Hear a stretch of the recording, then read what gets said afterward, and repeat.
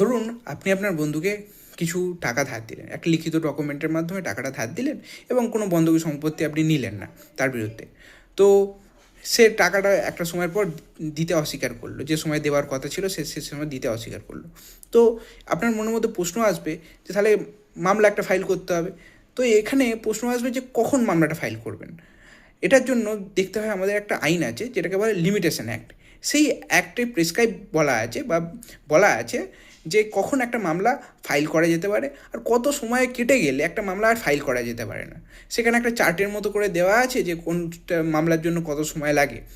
যেরকম এই যে গল্পটা আমি বললাম আপনাকে, এটার জন্য আর্টিকেল 19-এ যে প্রেসক্রাইব পিরিয়ড দেওয়া, যে লিমিটেশন পিরিয়ড দেওয়া আছে সেটা হচ্ছে 3 বছর।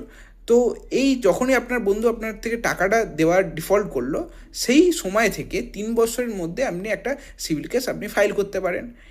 এবারে এই জিনিসটা শুধুমাত্র লিমিটেশন পিরিয়ডের উপর ভিত্তি করে হয় না, এছাড়াও আরও অনেক কিছু এর মধ্যে আছে। তো এই বিষয়ে যদি আপনি গভীরে জানতে চান তাহলে কমেন্টে বলুন, সেক্ষেত্রে আমি একটা বড় লং ফরম্যাট ভিডিও এই বিষয়ের উপর বানিয়ে দেবো খুব তাড়াতাড়ি।